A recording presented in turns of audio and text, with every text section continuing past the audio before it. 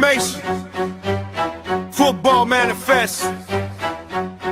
Drop. Shut. Go. CC. Yeah. Every week we in the tape. Who moved, who shook, who late, who got dropped, who signed that deal, who... Yeah, y'all know what time it is. It's us. We in the building, y'all. We got a special little something going on today. As we know, we getting revved up, ready to go.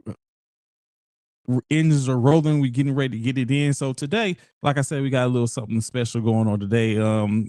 We have a little different type of show going today. As my man CC's in the building, and I'm Sean. He's getting in. The goat's getting ready to pop up soon as he gets ready. As he coming from work today. CC, what's good today with you, my man? Man, everything good. See the Cowboys practice. We got a little fire, baby. I don't promote the violence, but hey, we definitely gonna get into that. I do today would be a day that said if I had that. I'm very sure.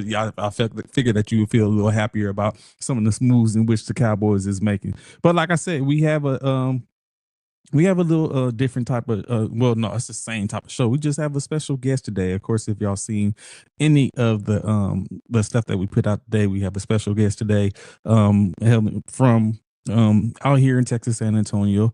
There's an organization, right, that's coming to the San Antonio area. The Hogs are digging inside the Texas Wild Hogs 2027 American Arena League launch. Okay, if you don't know, the AAL American Arena, it's just like most organizations that's out there. You have different types, just like you have the minor league basketball leagues, you have the ABAs, and all the different the TBAs and all that type of stuff. You have the same thing. IFLs, the AAL is one of those leagues, and when it comes to indoor football or arena football, and the Texas Wild Hogs is one of the newer teams that's coming to the Texas area. Texas, San Antonio area, well, in or around San Antonio. I don't want to say San Antonio because they're more in another area, outskirts of San Antonio. Born, I think, Bernie, Texas. I always get it wrong. I want to let him make sure he pronounces it. I don't want to mess it up. What they got going on, but that's basically what they got, what is going to be talking about, right? What began as a God-given vision from what Quinton has said, as you will get to know him, was quickly became a reality for them. You know what I'm saying? They have a foundation in which they established, and then the Texas Wild Hogs are officially building toward the inaugural season, which is 2027, with the aforementioned America Arena League. All right, so led by the CEO and the co-owner, which of course is his wife, keeping it within the family, Crystal Humphrey, Mrs. Crystal Humphrey, or we call her Miss CEO, and himself, the co-founder and the president of the organization, Quinton Humphrey Sr. The Texas Wild Hogs were created to provide a professional platform of talented local athletes, coaches, entertainers, and community leaders throughout the Bernie, San Antonio, and surrounding areas. So that's going to be key throughout this conversation. I think is one of the things in which he really wants to drive home is the fact of they're looking for homegrown talent. They want to make sure that everything is about the area and the people in and around this organization. So that's key in this aspect. The organization has already reached several major milestones, including joining the American Arena League, becoming a member of the Greater Bourne Chamber of Commerce, and securing the San Antonio Rose Palace as the official home arena. Behind the scenes, the Wild Hogs are building an experienced coaching staff led by head coach Brett Holmes. Already got a head coach, former Arena Bowl champion with the years of professional arena football experience. The organization is also developing a strong front office, creating a strategic community partnership, and preparing exciting opportunities for players, dancers, sponsors, vendors, volunteers, and fans. So they all got it figured out, right? They're putting it together. I'm not going to continue to beat the drum. I'm going to allow him to be his own drum. So without further ado, we can go ahead and bring in this fine gentleman, of course, co-owner, uh, Mr. President of the Texas Wild Hogs, Mr. Quinton himself, as Mr. Bishop gets ready to come into the fray as well. What's going on, Q? What's good with you, man? How you doing, sir? Good afternoon, gentlemen. How y'all doing today? Oh, pretty good, pretty good, pretty good. Welcome to the show. Welcome to the show. Welcome to the show. Hey, what's going on, Goat? What you doing? How you doing, sir? I thought we were gonna start to 6:30, bro. Nah, we My said bad. 6 o'clock. Okay. What's- My bad. What's good? What's good, y'all? What's going on? What's going on? Man, How y'all living, man? I'm good. I'm good. what's I'm up. sitting out here getting ready to go see my son kick off his senior year Oh yes. football. So that's what kicks off tonight for me. But Right. I thank y'all for having me on the show. Like y'all said, me and my wife created this organization to give local players the opportunity to play at a professional level. Reason why we created it, because we've seen that there was something missing. We have been in coaching for about 15 years, and out my career, I've seen that local players don't get the opportunity to play at a professional level. And that's what we wanted to do. Yes, we are going into the Bernie community. I've already told Bernie this is their team. San Antonio has had professional teams, years and years and years of professional teams here, and we wanted to go to a different platform. And that's basically what we went to. Like he said, local players. Our team will be 90% local players our first couple of years, because that's why we drive for. Even our dancers are going to be local. Tryouts are in October. We've already announced for the females to have their tryout on the 24th. Mm-hmm. We're also going to do some, from talking to the director and talking to the CEO, my wife, they're going to do a prep class soon. A couple of prep classes to get them ready for this tryout. So that's basically what's big about it. And yes, we did a big, huge milestone to get them part of the AAL for our 2027, to be the first team to be announced in 2027, to have to go up to West Virginia at the championship game and to become sponges of what arena football is. We never owned a football team, but we're doing it by the book, everything, crossing our T's and dotting our I's. Okay. So, like you said, there's a couple of teams, different teams in the San Antonio area. Have you been a part of any of those organizations, or this was just you have a derivative of this? It's like, you know what, they have that over there. Let me start this. No, I was actually, so the Gunslingers, San Antonio Gunslingers is in San Antonio. They've been here 6 years. Okay. To toot my own horn, I became the head coach for the Gunslingers, their first inauguration season in 2021 when we played in the American Arena League. So I have that background of playing a professional. I just took off that hat, put on another hat. No, I'm not coaching. Like you said, I have Coach Brent Holmes, which is a phenomenal head coach, phenomenal player of arena. He knows what I want. He knows my philosophy. He knows what me and my wife have turned around and talk about God, family, football. That is our foundation.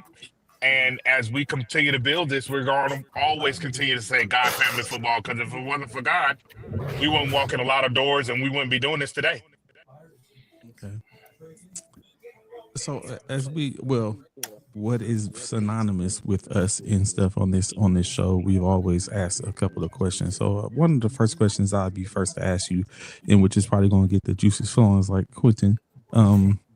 First and foremost, I have to point out Quinton is a veteran himself, just like everyone else on the show. So let's talk about that, Quinton. Your time of service. How long did you serve? What branch of service was you in? Oh, I actually serve. I'm a 100% disabled veteran. I served about 9.5 years.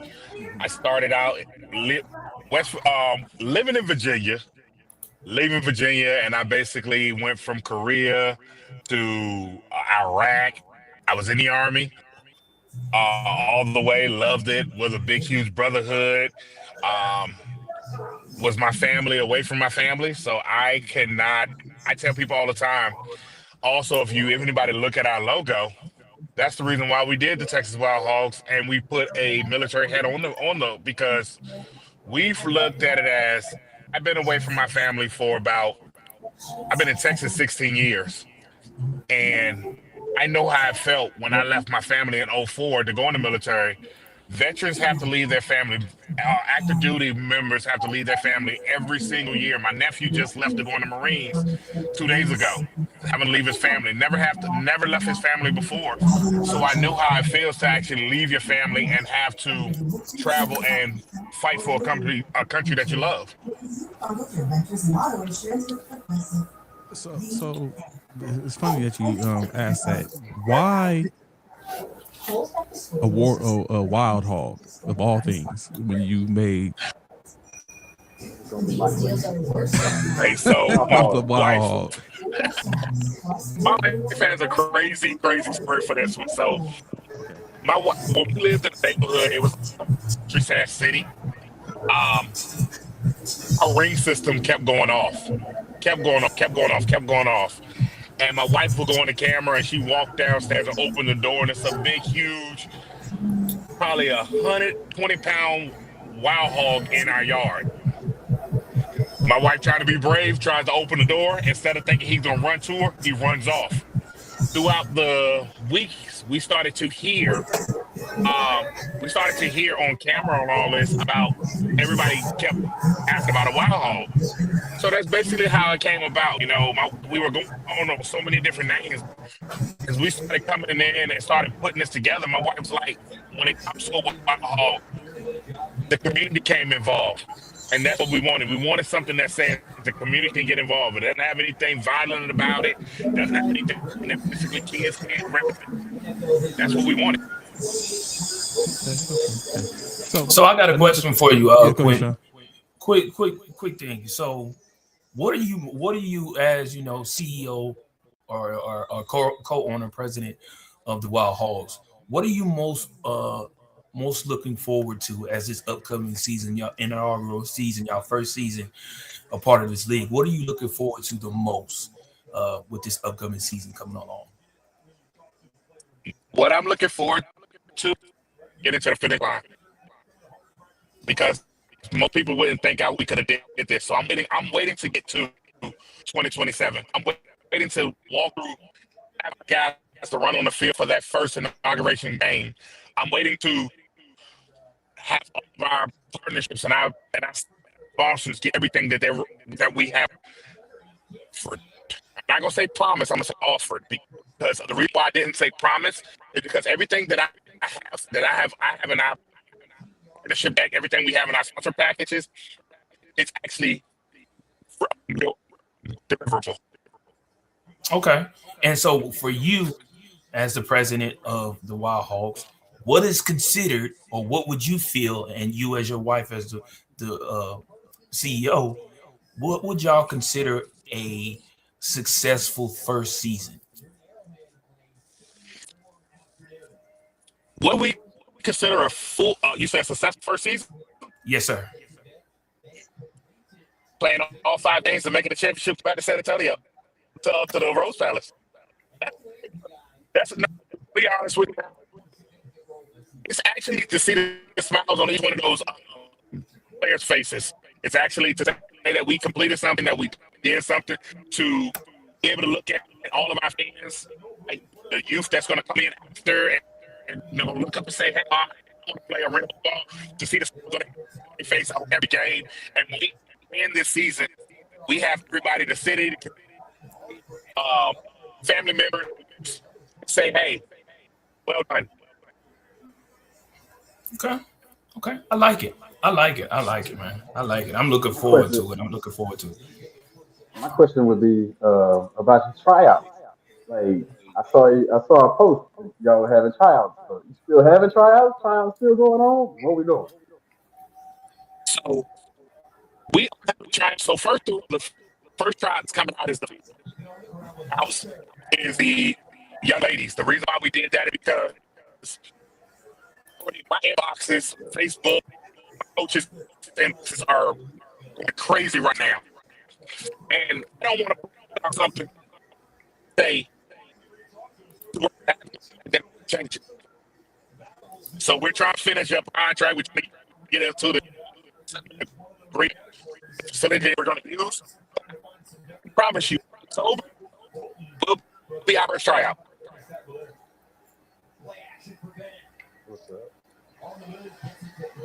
So one of the questions I have, getting back into some of the stuff which you have, but which is probably something in which we would like to know, right? So we talk a lot of football, college football, flag football, anything football. So Quinton, we have a question for you. Do you have a favorite NFL and college football team? Yes, I do. My favorite. Wait, before you disclose this information, hold up. Before you disclose this information, we just want to properly prepare. So, first off, we'll start with the college team. Who is your favorite, your college team of choice? Now, don't come on. Hold on. Don't come on here with this tomfoolery.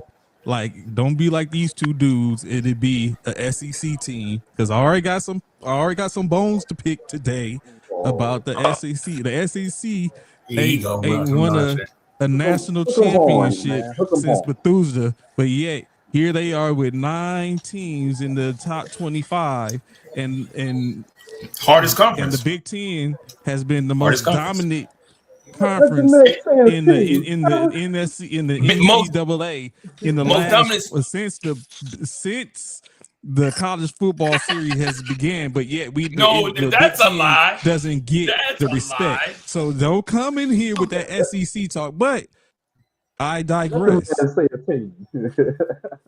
Okay, so I will tell you my favorite college football team is Michigan. Okay. We get to see them all right out the gate. Let's go. Oh, Michigan. All the way. Michigan. Amazing blue. Amazing. Hey, I'm telling you, they about to take that first L. Oh, we lost him. Yeah, you know why we lost him? Let me tell you why we lost him. He said Michigan. Let me tell you why we lost him. Hey, God don't like us. Let me tell you why we lost him. We lost them because they about to come see them. They about to come see them Sooners early in the season. And baby, we about to do what we did. Hey, my wife. Hey, who? Who? Them Sooners. Who? Them Sooners. Yeah. Y'all can't even make it to a championship. Stop playing. We just beat. Y'all can't even make it to a championship. Stop. What did y'all do last year against us? Don't worry, I'll wait because you bringing up old stuff. You bringing up old stuff right now. Let's talk about what y'all did against us. Hey, last season is last season. Okay, when the last time we made last season? Hey, why we got to talk about right in? He fits right in on the show. That sound like a bishop in a CC question answer. Hey, excuse me, Bishop the GOAT. Let me ask you a question. Why we talk about last year? What do y'all do? That is so. I swear. Only thing. No. Only thing I said was I'm a Michigan Wolverine fan. That's all I said. Win, lose, or draw, I'm always be. And I said, all I said was we're gonna see you on very soon because we see y'all in like the first 3 weeks. Again, y'all gonna see us right the first 3 weeks, and again, I want that same energy. Oh, I got it. Y'all better tell him. Same energy. CC, you better tell him. I got it. Hey, I got it. I will make sure. I will make sure if we lose, I get back on your show and say, y'all beat us. Let's go. Let's go. When it comes to when it comes to the NFL side, I'm a Colts fan. I'm an Indianapolis Colts fan. I think we're gonna do some things this year. I think that Richardson basically has learned from his mistakes and his injuries and understanding college. And I think he's going to compete for that mission. Like that shot. Because I like Richardson. and I think he's. talking about I the think, same Richardson? Hey, yeah, I think he's. I think don't CC don't do that. CC don't do CC, we talking about the same Richardson. Don't do that, CC don't do that, bro. I think Richardson is a good quarterback. I do. I think he has talent. I do. I really feel like he has talent. Yeah, I would like to see his maturity level. To be honest, I would like to see if he. Do you think he matured any going hey, into this year? you're 'Cause right, I and felt like that's what that I was a want to part see. of I his want to see his development. maturity level. I don't like how the NFL has gotten soft. Yeah, I don't like how the NFL has really gotten soft. But I'm an Indianapolis coach, and that's just how I am. So so spinning the block back to what we was talking about in reference to, and we're gonna come back because there is some conversation in reference to the Colts in general that we definitely could pull up and we can talk about. But going back to like he's talking about the national rankings and stuff like that, the preseason rankings, because like we said, it's on paper right now.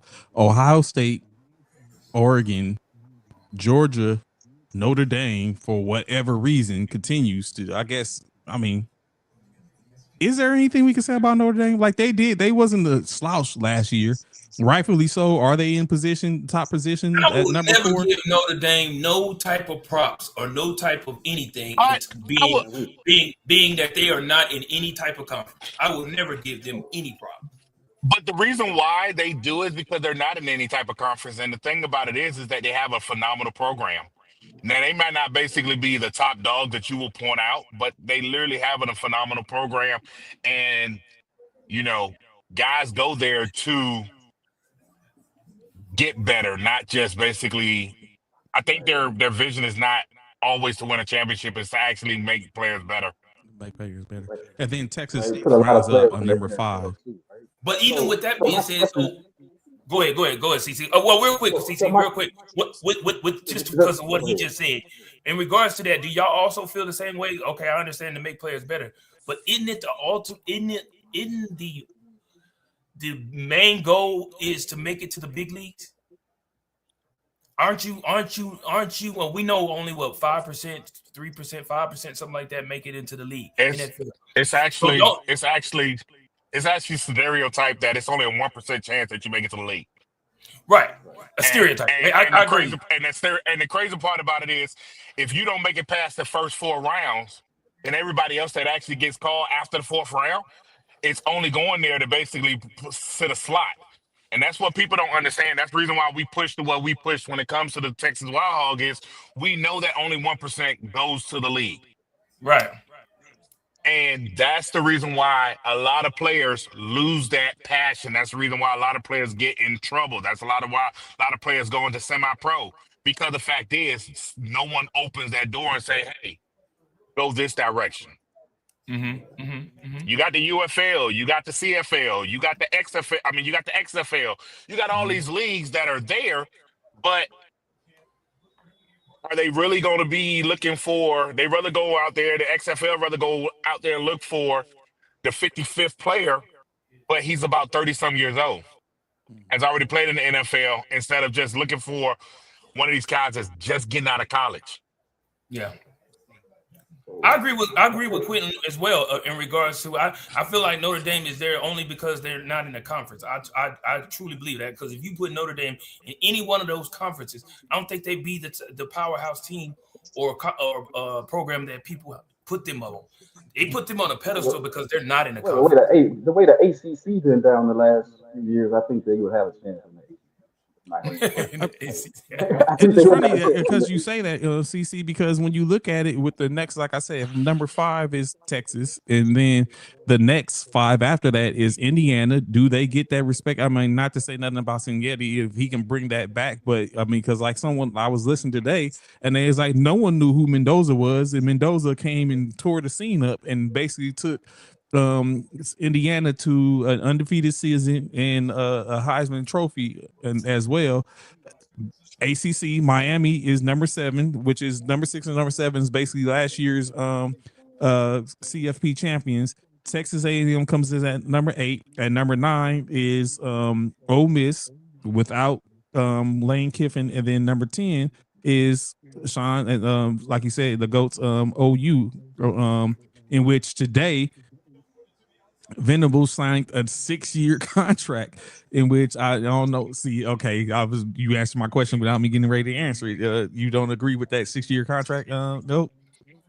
I don't think in my personal opinion, too much. You just think it's too much. It's premature to be signing him for that long of a time, and he I hasn't don't know. shown. He hasn't done anything.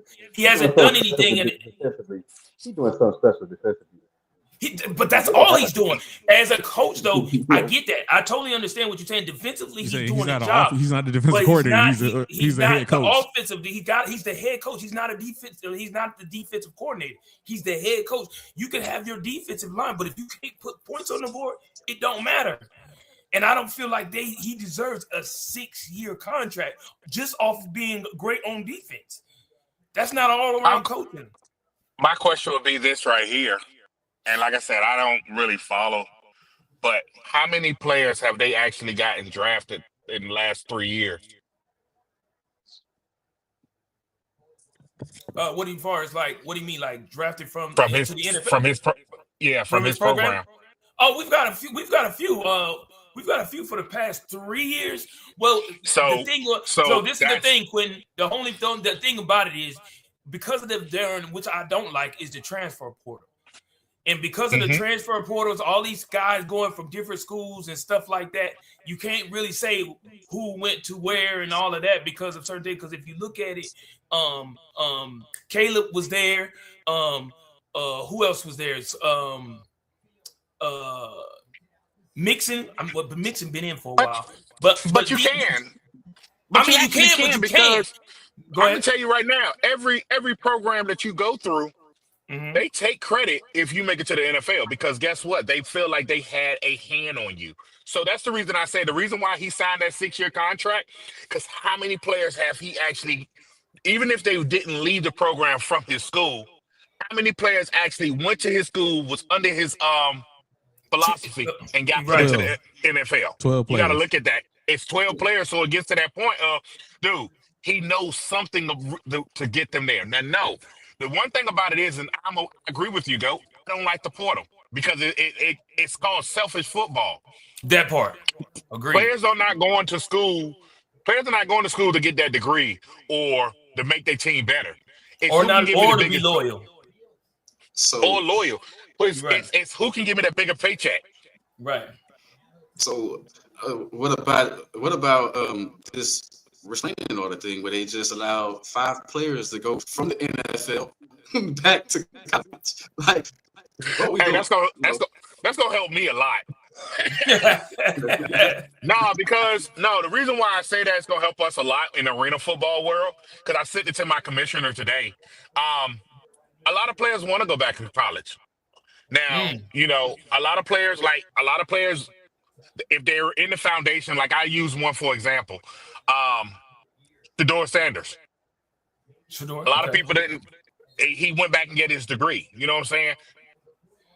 Just because they got the bag and they basically got in the NFL, a lot of these people are founded of basically saying, "Hey, finish what you started." So if you can go back and go and finish your degree, and you get to go play and not get any penalized, why not? And then what is the reason when it comes to arena football is if an 18-year-old, it used to be we couldn't touch 18-year-olds because of the fact is the eligibility. If they signed a pro contract, right, they couldn't go back to college. But now this bringing in, oh man, this gonna help out a lot of football altogether. Well, now you of course with the they have the expiration date, so to speak, now with their eligibility now, so it kind of like doesn't make a difference. Like everyone gets paid potentially, so it's lining up in that order where it's like you got 5 years whether you play or not to expand your playing career. So maybe that's why they're allowing them. Like if you go back to college and you're eligible to go back and play, then you can finish out your playing years. But I won't have to take a more of an in-depth look on that. But it sounds absurd, but it's the way of the new order in sports, collegiately and professionally and all that type of stuff. So Right. I just want to ask, as a Michigan fan, do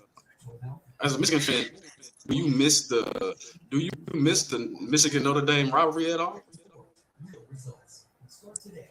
The rivalry I like the old Ohio University, and I like the Alabama. That's where I get routed. Honestly, I wasn't a big huge fan. I mean, Notre Dame to me, the game was boring.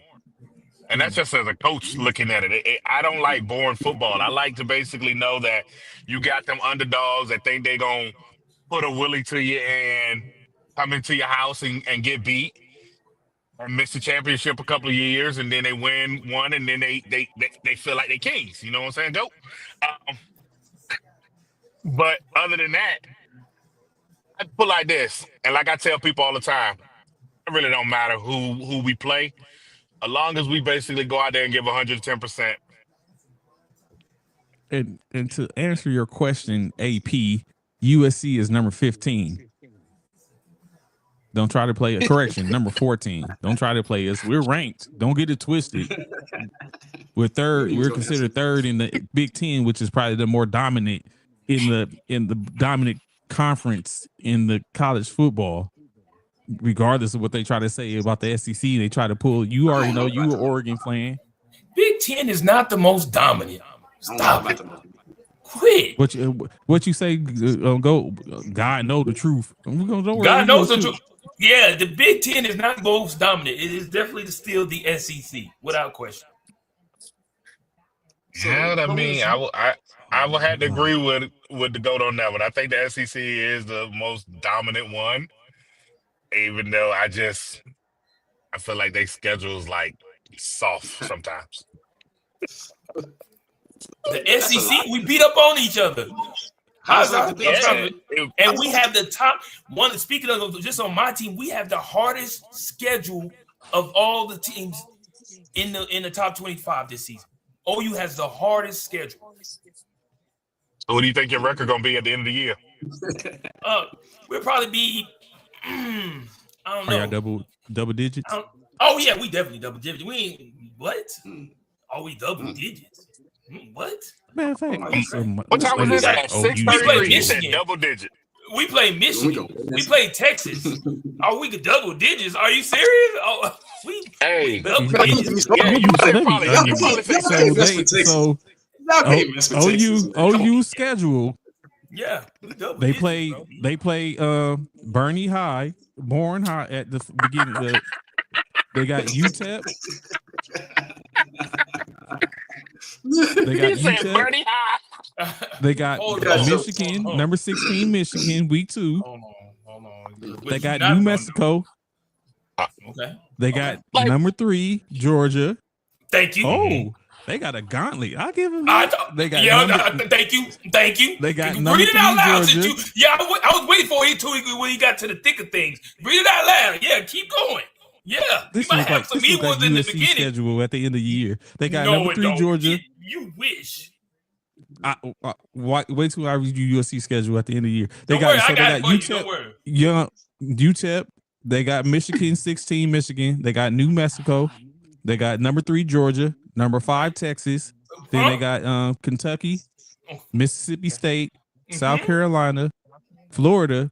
Then they got number 9 Ole Miss, number 8 Texas A&M, and they end the season with number 25 Missouri. Now that's 6. That's in the top 20 because y'all got 9 ranked opponents. You ain't got no choice. That's what I'm saying. We all know that all 9 of them ain't gonna be ranked at the end of the year. Okay, so that's all what I'm 6 of them saying. ain't gonna be ranked at the end of the year. But then again, some of them, the ones that ain't ranked, might be ranked. To be honest. Yeah, but we talking about who's ranked as of right now. Yeah, y'all got 6. Y'all got 6. Right. Let's. So, and y'all was saying what? We don't have a hard schedule. Y'all was referring to what? Oh, okay. I mean, yeah. One loss knocks you out. Look, 1 or 2 losses knocks you out of that daggone ranking. Nah, not this year. Now, looking at USC, San Antonio State, the first game. Yes. I know we play. I know we play Brennan High School. I get it. Brennan, I understand. And don't forget Killeen High School too. Don't forget Killeen. Y'all got Killeen. Then we got Fresno State. Then we got Louisiana. Come on. Then we play Rutgers. Come on. Then we play number 2 Oregon. Mm-hmm. So number 17 Washington. Number 18 Penn State. Wisconsin. Then after that, we play number 1 Ohio State, number 6 Indiana, Maryland, and UCLA. Oh wait. So y'all got they got a tough schedule. It sounds worse than that. It sounds worse than the last schedule I just read. No, it does not. No, it does not. Hey, they're middle. How you figure? We played number 1, number 6, number 2. Y'all got the back end. They got the middle. They got they got it with a when you get that deep dish pizza. Yeah. That middle part of it is the most. That's what he got. He got that middle part that's just juicy. Bro, y'all got 1, 2, and 6. 2, 3. Wait, 1, 2, and 6. But 1, 2, and 6. That's it though. That's it. 3. And 17 and 18. 17 and 18. You can't knock 1, them 2, out. 6, 17, 18. You can't knock them out. And we I got would say what? anyone over the first top 25, you can't knock them out. I don't know. That's a rough schedule. I would say that. I'm not sneezing at Oklahoma's because y'all have it early. That's like a what's called. But we're playing people like when they're getting going, and it's going to be rough. Y'all first 4 games is easy. What are you talking about? Y'all true. first, I'm not first gonna fight 4 games is straight out the gate easy. Like we coming in playing Michigan. We coming in playing Michigan. But so that's right, true. you but coming y'all in playing them. Michigan. Y'all ain't neither one of y'all really got it going yet. Yeah, we really ain't got it going yet. Right, but we come in playing a ranked team. Y'all go 4 weeks before y'all play anybody ranked. 4 weeks. I get it. That's what I'm saying. That's a little hard on us. We're playing. How? When we because they got basically. But we go back to back against 3, 4 ranked teams. Back to back. Y'all don't do that. Y'all go to Oregon, then y'all go to Washington. Then y'all go to Penn State, then y'all go to Penn State, then y'all go to Wisconsin. Come on, bro. Y'all ain't doing what we doing. Don't do that. Those first 3 teams are those 3 teams are ranked.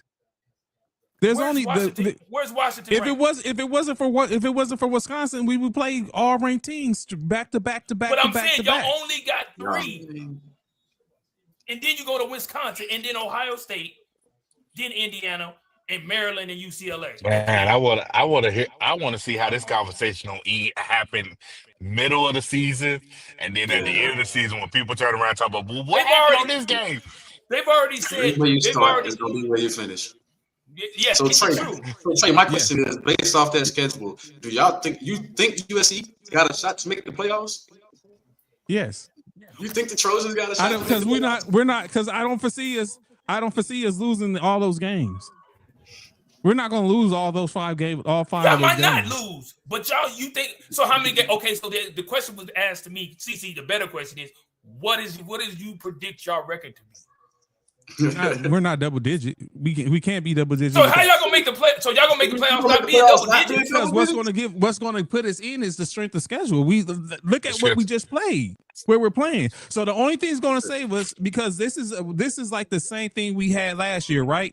The only thing that faltered while we faltered last year, what kept us on the outside, because we was the best team. We was of course there was Ohio State and Oregon in our division in our conference who was the better teams that went to the playoffs, and then we were the other team. Hold on, time out. I'm gonna cut you off right there real quick because this was not like last year. This was not like last year because last year y'all had Georgia Southern, Missouri State. Well, no, Purdue. I get that. Yeah. Hold on. Illinois, y'all had Nebraska. Come on, y'all had Northwestern. It was nowhere near like last year. So what they said they held against us is the fact that we lost games in the later part of the game, and then we let Notre Dame hang a double digit loss on us. That was our downfall. Love put up astronomical rushing yards on us. Which, by the way, I told y'all he was going to be Yeah, he put up astronomical rushing yards. I Like told he stood up y'all and that he a couple of like weeks ago. him and the other running back, like they basically beat us. That's what beat us. So that was what the issue was last year when it came to USC, and then they lost games like late. So that was our downfall for the most part. But we beat teams, but we let that happen to us. So that was our downfall. And then, like I said, we got to think we was in the same league. We didn't play Indiana last year. We didn't play Ohio State last year. We beat Right. Michigan, and we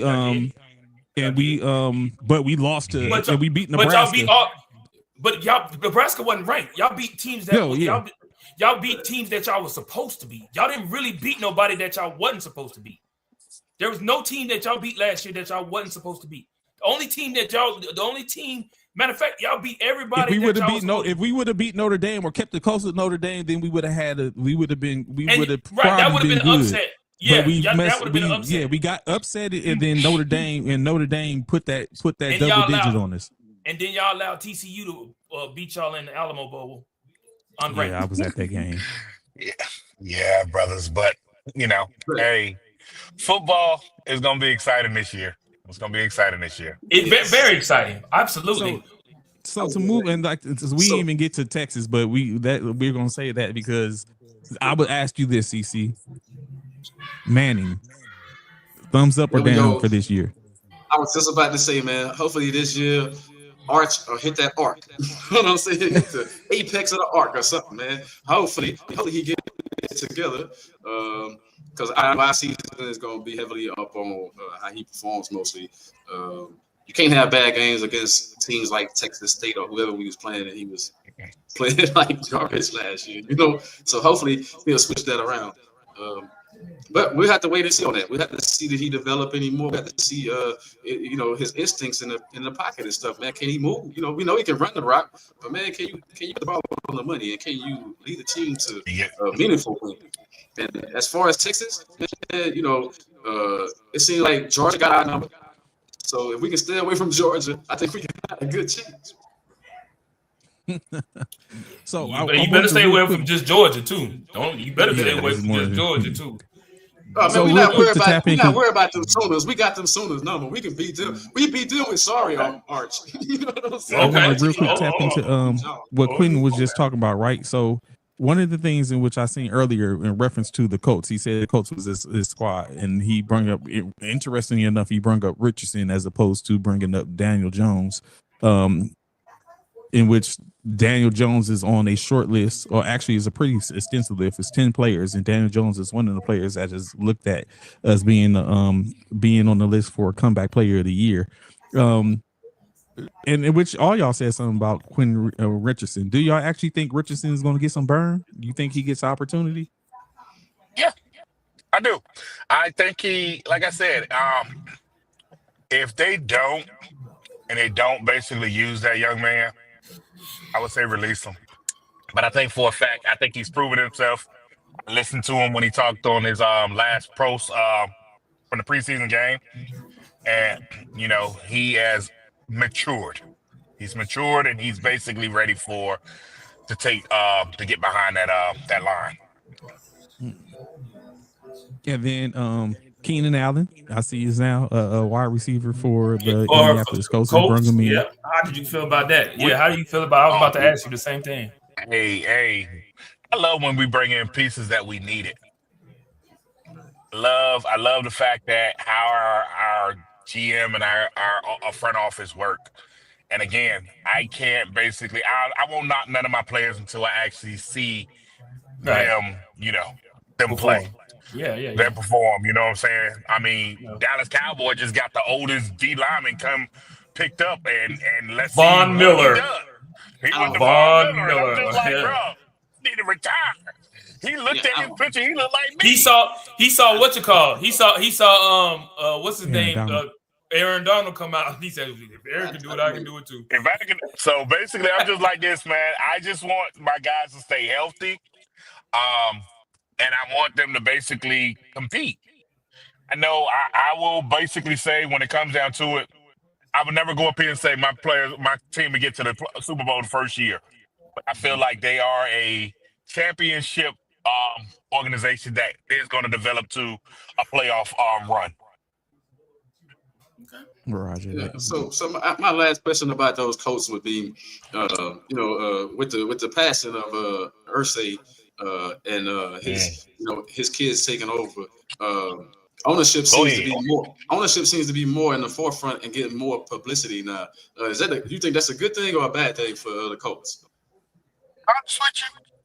Let's see a woman on the team. Because you want to know why? She's the first owner that does it. She's actually on the headset. She's in the program. You don't see a lot of owners. She's not a dictator, but she wants to learn the game. She wants to know where's her money going at. And again, that's the reason why. Anybody want to know? That's the reason why my wife is the CEO.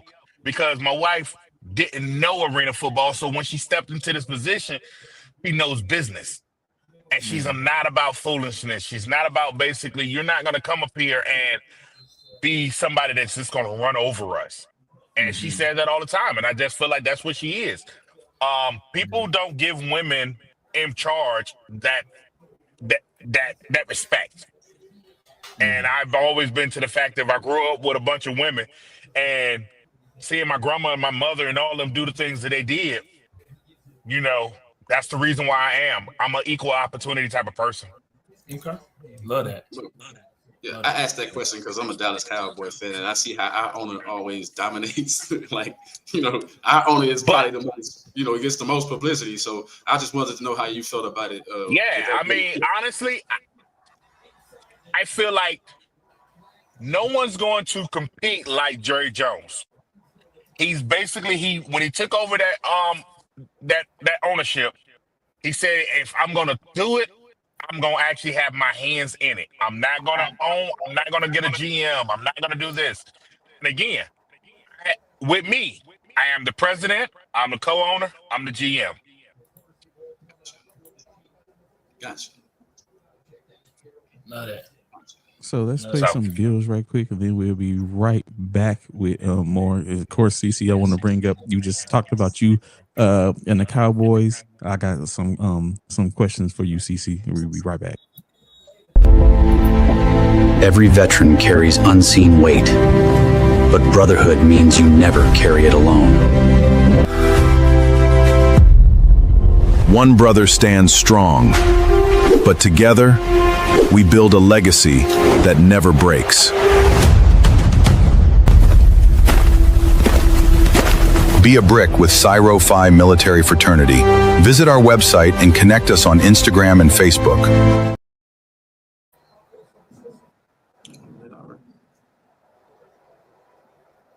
So CC, $500,000 for each for the brawls in the joint practice between the Cowboys and the Saints this past weekend. What the Money to Blow? That's the new song. That's what they playing at the joint practices.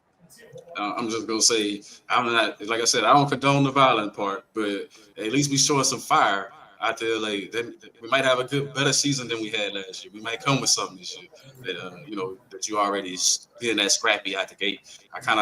So on one side I like it, and I couldn't believe the league fined. I couldn't believe the league fined. I never really heard of that. I mean, they have scraps in practice all the time, so that brawl must have really been kind of severe. It must have been kind of bad that both teams got fined. Yeah, that's kind of surprising to me too. I ain't never heard that either. Not during joint practice, because they always squabbling. I mean, that's what everybody. I feel like when it comes to media, that's what everybody looking forward to. Who's scrapping at these joint practices? You know what I'm saying? So that's kind of odd. I feel like there's some underlying things that they not letting us see or making us aware of. Yeah. Oh, you think it's a little more than they're. I think it's more about than they're portraying, that they're allowing us to know. Yeah, they need to cut who hands off? Bruce. Yeah, that's what I was trying to see. Whose hand they need to cut off? Bruce. What we talking about? Jerry Jones. Jerry. Right, probably. He probably talking about Jerry. Yeah. So basically, like I was saying earlier, like there's a short list in which they talked about, in which was wild. Like it was pretty diabolical at the end of the day when I was looking at it when they Jerry, when they was talking about 10 players in which they said, so I want y'all's take on this. They got 10 players. I will give y'all the player and the reason why they was away and why they should be up for this award. And y'all tell me. So 10 players on the short list for comeback player of the year for 2027, right? First, Patrick Mahomes. We all know tore ACL, MCL, LCL. Yep. Number 2, Daniel Jones, torn Achilles. Mm-hmm. I don't agree with this one, but y'all let me know what y'all. Jaden Daniels, knee, hamstring, elbow injury. I agree. He spent a lot of time hurt last year. You think he should be on the list? Yeah, he missed a lot of games. He missed a lot. He missed a lot of games, and his team underperformed. His team performance went down when he wasn't in the game. So yeah, I can see. Yeah, I don't agree with this one either. Kyler Murray, foot injury release from the Cardinals. Yeah, because he missed. Remember, they set him down too. They chose not to bring him back, so he missed a lot of games too. They chose to go with Jacoby Brissett. So yeah, I can see him. Micah Parsons, ACL meniscus procedure. Absolutely. Understood. Yeah, self-explanatory. This one I understand too. Tank Dell, dislocated kneecap, multiple ligament tears. Who? Tank Dell. Oh, Tank Dell. yes. Yeah. Tank Dell. Yeah. Of course, this one, Michael Penix Jr., a torn ACL. Yeah. Number 7. Number 8, I don't agree with this one. Geno Smith being traded to the Raiders. No. No, he the Jets, right? He on the Jets now, right? Man, they put him on the list for real. As a comeback player? They say he's going to probably be on the list.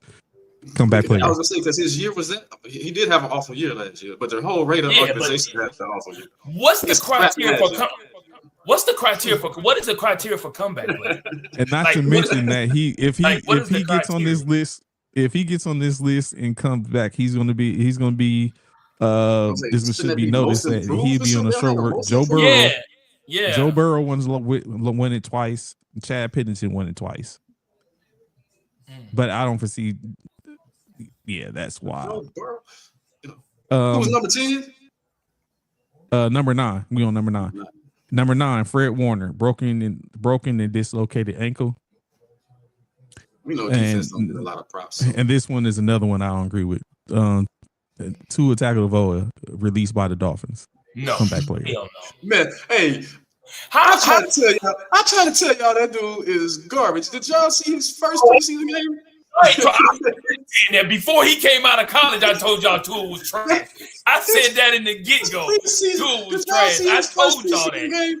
Yes, this dude act like he was scared, bro. What is OT? I told y'all that he played scared, man. The dude was scared. You know who else playing scared right now? You know who else playing scared that I saw? If you don't change that, Deshaun Watson playing scared, man. The dude playing scared. And that's another person I thought was going to be on the list is Deshaun. He ain't on the list. Yeah, he should be. And they even have Jalen McCarthy as a dark horse. He might not be. He might not even be the starter if you keep playing scared like that. Like they have Jalen McCarthy as a dark horse, and they have as a bonus Aaron Donald. JJ McCarthy as a dark horse. Man, he won't even touch the field. If Kyler Murray stays healthy, which he always has a problem staying healthy, that guy ain't gonna touch the field. So we ain't got to worry about JJ McCarthy. I think Kyler Murray gonna have that sold up. Yeah, that's the thing. I don't know how you don't have Deshaun Watson on there, and this dude he would be one of the top 5, if not number 1, because he's been hurt multiple seasons. Right, multiple seasons. And then it comes down and break. Is he on this list? And then it comes back, which I think these people are notable. Nick Bosa with the torn ACL, Travis Hunter LCL tear, George Kittle Achilles tear, Tucker Kraft torn ACL, Malik Neighbors torn ACL, meniscus, and Cam Scatterboo broken with the ankle fracture. To me, Travis Hunter gonna be a wild card to me because playing both sides of the ball. I would wonder if they gonna the same thing that got him basically the same thing that got him Heisman. I'm gonna wonder if they're gonna slow that down a little bit with him. They are. I think he goes a little bit more on in his professional career. Yeah, I think they're gonna have to. Him getting hurt in his first couple of seasons already like that. Yeah, they're gonna have to. Yeah. I don't think they'll be able to play him both sides of the ball like what that. do y'all think about with all these different signings? Like Trayvon Diggs signed by the Seattle Seahawks due to the fact of they can't sign or the Seattle Seahawks has paused on, well, technically they said they're still going to sign him but it's in correlation that they didn't sign Terry and Arnold. That's on pause because he's going to end up being most likely on the commissioner's exempt list for the 8 felony charges. But it's starting to look like the Seattle Seahawks are collecting players like Infinity Stones. Well, I don't know about collecting players. I think they're trying to win another championship. I think they're saying they're trying to. I think they're trying to say they're trying to back it. I mean, it's good for Trayvon Diggs, man. Hopefully he's healthy. I don't think last year the Cowboys let him get all the way healthy, and he was out there on the field, and I think it hurt his performance. But when he's healthy, man, he'll ball hawk, and he can catch. He got hands. He got hands better than some of the receivers out there. So I mean, he led the league in interceptions a few years ago. So I think if he can get back on that trajectory, and he tackled pretty good, so I think that's a good move for Seattle.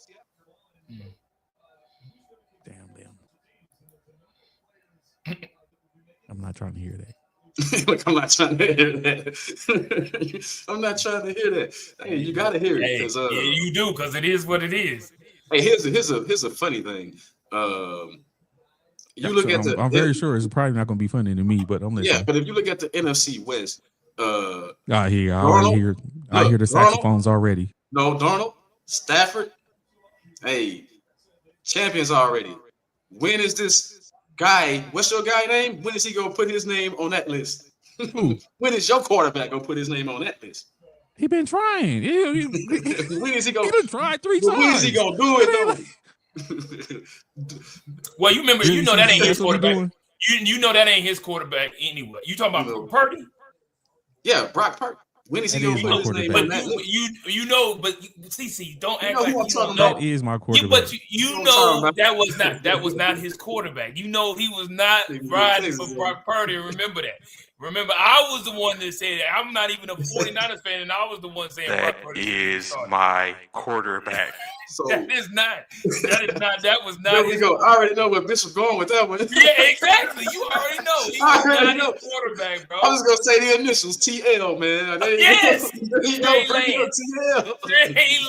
That was his quarterback. He should start. He should be the starter. He's gonna start over Brock Purdy. And where is Trey Lance at right now? Brock Purdy, man. Yeah. And he got a real consistent receiver with Mike Evans. If Evans can stay healthy, like maybe big things with Purdy. Big things. Maybe. I mean, I'm hopeful. What up, little man? Maybe it's big things. Yeah, we're definitely going to see, but it's like what I see is, in my opinion, it's just like looking at. Like when we look at the NBA, we be like, damn, these teams is making moves. What is this team doing? I feel like the teams in the NFC, devoid of Arizona, is making moves, and San Francisco is just sitting by and watching people. Like me and Bishop that day was arguing over who's going to get Stephon Diggs. Oh, yeah. And then... then he goes to Washington. So it's like, okay, I'm fine with that. He's not in Philly. Not to be funny or nothing, but don't sleep on the Cardinals this year. I'm trying to tell you, if Jeremiah Love can stay healthy, man, they're going to run their way. They're going to run their way into y'all way. They're going to run their way probably into the middle of the pack. They can't run their way all the way. They can't run all the way. I thought so initially. They're going to run their way into something They good. Can't. Like, they can't. They got to have what I thought so initially, but you know what I think is going to stop that? Teams are loading up in the trenches. Everyone is getting strong in the trenches. He's gonna have a good season. He's gonna have a good rookie season. He's gonna come out. He's gonna have a strong rookie season. I'm picking him rookie of the year. I'm going Jeremiah Love rookie of the year right now. Yeah, he's gonna have a strong rookie season.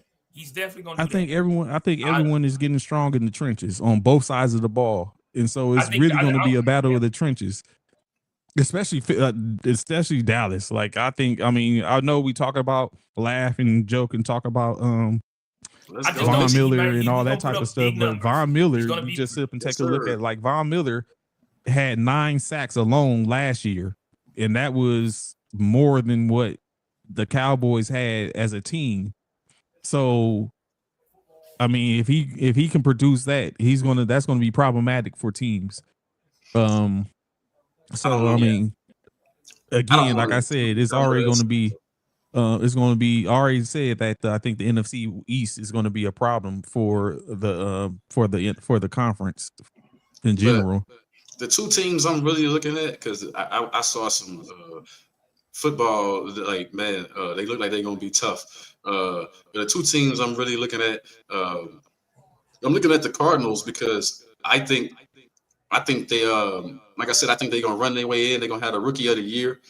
Quarterback play going to be important. But the other team that I see that really might do something, don't sleep on those Dolphins in the AFC East, man. I don't know. Malik Willis look like he might do something, man.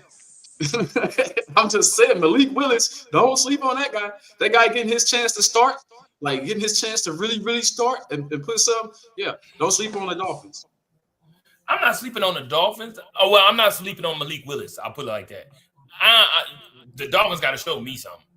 Do they still got Cheetah? Do they still got Cheetah? Or is Cheetah gone? Yeah, like Cheetah's gone. But also is what's his name gone too? Huh? Cheetah on free agency? Ain't Cheetah hurt or something?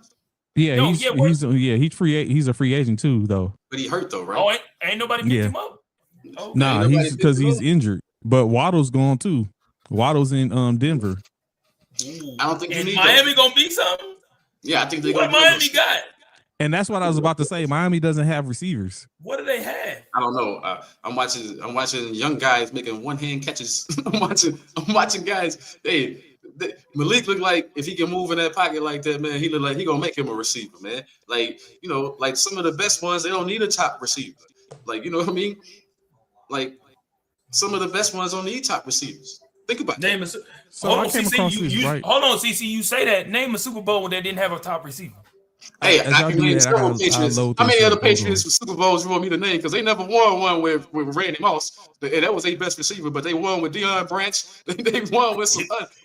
Deion Branch wasn't no name. Deion Branch was not no name. Deion Branch was not no. He wasn't no big name. He not no Hall of Famer. He not no. I didn't say Hall of Famers. I didn't say no Hall of Famers. I said he wasn't no name. You know what I'm saying? He wasn't none of those guys. Come on, man. Deion Branch was just a run-of-the-mill average receiver, bro. Come on, let's not play like the GOAT had all those receivers out there doing that thing. I like it. You know what I'm saying? Like he's a prime example that you don't need. Then take Patrick Mahomes. His last couple of Super Bowls, what was his top receiver? They not Pro Bowl. They weren't Pro Bowl. Travis Kelce. Man, that's a tight end. We talking receiver. We talking wideouts. It's still the same. We talking wideouts. We're not talking tight end. You know what I'm saying? They consider wideouts themselves. They tight ends. They the same thing. Same thing. Bro, I'm just saying, like you can win without them. You know, just like you can win with committee running backs. You don't need a big name running back. Saquon Barkley is the last big name running back to to win the Super Bowl. The rest of them, Henry, all them other cats ain't done nothing. No, don't do that. You're looking at this. I mean, let's just keep it real. Do y'all agree with this? The best duos in the NFL right now? At 1 through 10. I would switch some of this around, but what y'all think? Is that how they're ranked? Yes, ranked. So this is 1 through 10. Is that just the number? So that's how they're ranked. Then that's not. So week 3. So yeah, I that's what I was about to say. That I don't agree with that. I would actually put y'all above Nakua and Adams because I don't think Adams is like that anymore. Well, it's just Nakua, but Nakua gonna make Adams good. Like, you know what I'm saying? Yeah, Nakua's like that, but I don't think Adams is like that. Yeah, I would actually. What I look at, like, I think the Bengals, Higgins, and Chase, I think is that.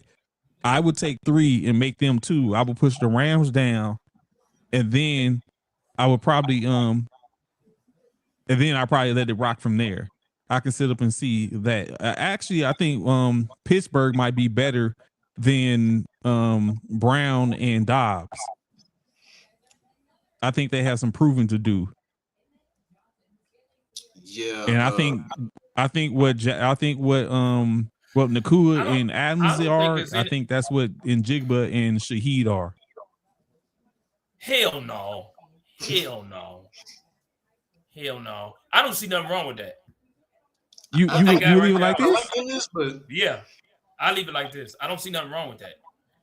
I definitely think Dallas is a better duo than Nakua and Adams. No, I don't. Like I said, Nakua he gonna make them pretty good, but I'm not mad at it. But I'm cool with how they got it, the way they got it right now. That looks. But yeah, that Patriots one though. I don't know too.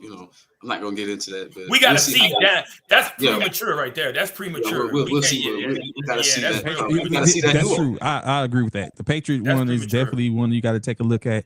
I think the Pittsburgh one. If we're gonna say the Patriots premature, you gotta say Denver's premature because we see Wild. Too. Like probably all three, the whole bottom four, the last four is just premature. You got to see what that looks like. Yeah, we ain't seen what none of that looks like. Yeah, we just got to wait to see those. Yeah, we got to definitely save this. We definitely got to come back to this mid-season. For real. Because but I would, me personally, I would switch Nakua. I would switch the Cowboys and the Rams.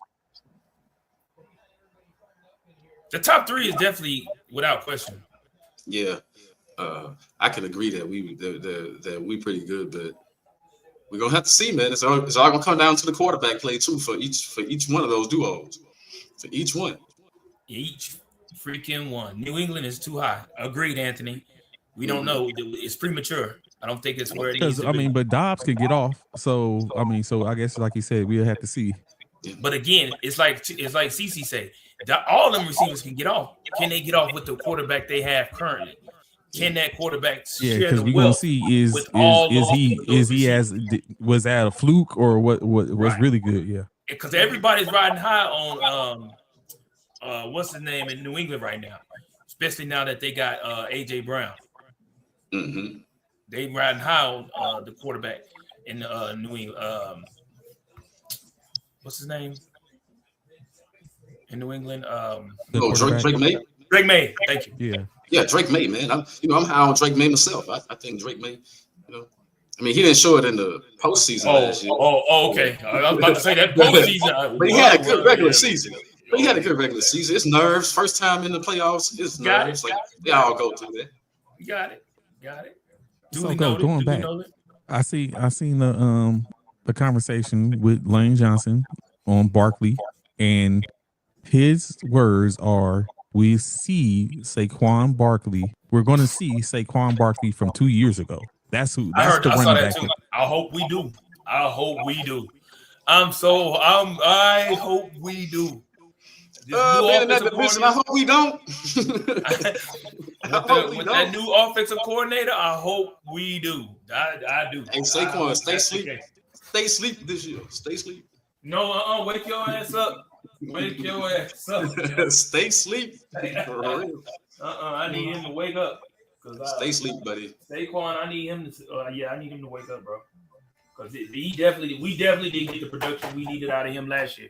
Yeah, we needed way more production out of him last year. I think that's going to be interesting to see too. Talking about the Philadelphia Eagles offense this year without an AJ Brown, some other moves that they've made, and then I want to see if this dude.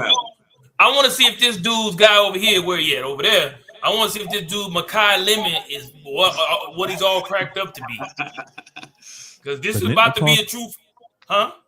I don't give a damn what he got. I don't give a damn about his accolades in college. Yes, I want to see will it translate over into the NFL. You can have all the awards you want to. We've seen Heisman Trophy winners do nothing in the NFL. Raiders, Texans.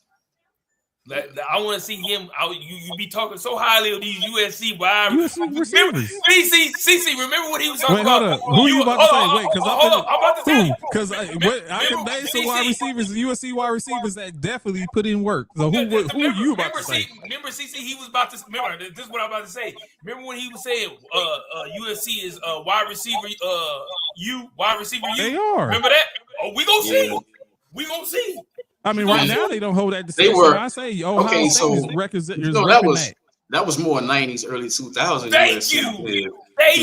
Wide receiver because ladies been all Ohio State. Ohio State has Ohio. Well, no, we not. Well, no, we don't forget about Alabama. Exactly. Alabama too. Don't forget about Alabama. Hell no.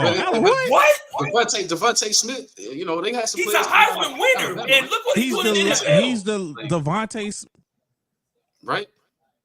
Yeah, LSU, they have a pretty good. That's a good, excellent point. LSU have pretty good. LSU's another one. LSU's another one. This is what I say. think Out USC of the 4 is a we thing just of the said, past with- I'm gonna give you 4. I'm gonna give you 5 colleges. Y'all put them in the last. Y'all put them in order. LSU, USC,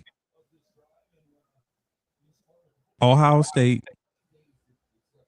Alabama, and who else has been putting forth some products as far as wide receivers? LSU. Because I'll wait. So I was about to say Oklahoma, but I'm trying to see if there's anywhere else because there is nobody else. There is nobody else, bro. Let's be honest. Oklahoma hasn't produced a whole lot in the last. And you know what's they surprising? have produced some What's people. surprising to me is all the speed that they normally have. Oregon is never at the top of that list. You know what I mean? Like, it's kind of surprising. It is, but that's all they got. That's all Oregon got is speed, though. We'll go to Oklahoma. So Oklahoma, USC, Oregon, Ohio State, LSU. Put them in your Ohio State is at at the top for me. Ohio State is number 1 for me. You know. For me, for me, it would be probably LSU, Ohio State. Okay. Because I was gonna go Ohio State, LSU, Ohio State, LSU, Ohio State. Who is it? Oklahoma, USC, and who's the 5th? Oklahoma, Ohio State, LSU, USC, and who I say Ohio State? Alabama, right? Alabama. That's Alabama. Okay, so for me, it would be LSU, Ohio State, Alabama, Oklahoma, then USC. Yeah, I'm like CC. I feel like Ohio or USC is past tense. Yeah, I think of the past. So think about. I like this list, but I would swap LSU and Ohio State. To me, Ohio State, come on, what's his name? Ibuka, he was killing it. You know, you can go down the list. All the top receivers in the last 3-4 drafts have come out of Ohio State. What I put it is LSU, Ohio State, USC, OU, Alabama. So this is why I say it, right? Because you have to take in, like, in the last 3 years, USC has produced 2 Biletnikoff wide receiver wins. What have they done in the pros? What's that about? So, and then also, Amon-Ra is a USC receiver. Who? Amon-Ra St. Brown? Yeah, he's from USC. Michael Pittman, USC. Like USC has product. USC has wide receivers. I knew like it's was. not. I didn't know they have been putting out. St. Brown was USC. What's his name in the dude in Atlanta? USC. Who? Landon. Who in Atlanta? Drake London? Yeah, he's USC. Oh, Drake is. Yeah, Drake is. So USC has receivers in the last couple of years. So that's why I put them at number 3. More productive than the other ones of which you talked about in the last couple of years of last year. Now, because we talk about, like, we can sit up and say that what's his name is a better receiver, CD Lamb, but CD Lamb is of old, like we was just talking about with the older receivers. But with Hollywood Brown. Also, he was at the same. He was there before CD Lamb, wasn't he? Was where before he was in Oklahoma before CD Lamb, wasn't he? Right, but I'm saying that's what I'm saying. He's as old, and kind of actually, what's his name was too when I say that. Amon-Ra, and then Shepard. You know someone else we kind of sleeping on? Georgia. They've been productive. They had some decent ones, but Lab McConkey, Pickens. But overall, I just don't see USC really having Pro Bowl wide receivers, man. Like St. Brown, I give you that one, but the rest of them, not so much. Oh, he was at USC. I didn't know that. From 18 to 20. We've been producing that. Like I said, they've been producing because everyone that we just set up a name hasn't been Pro Bowl receivers, but they've been top tier receivers that's been productive. I don't know about top tier. I don't know about top tier. Just Jacoby Lane, he's a USC receiver. He's that's making noise, and he just got drafted. Mekhi Lemon, he just got drafted. He was last year Big Litikoff winner.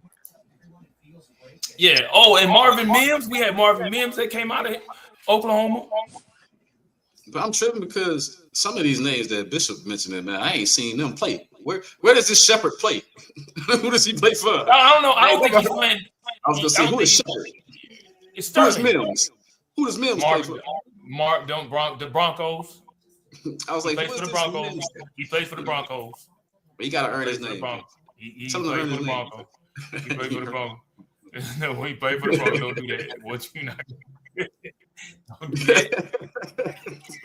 I'm just saying, like some of these people, man. Who are these guys? guys? And then don't forget, what's his name out in Baltimore? He had a tight end, but he was a wide receiver in Oklahoma. Who? RCA. What's Oh his no, name? not RCA, not him. No. I cannot call his name right now. The tight end for the Mark. Yep, Mark Andrews. Oh, Andrews? Hold on. Andrews. Yeah, Mark Andrews. Gotcha, Andrews. Yeah, the game then kicked off.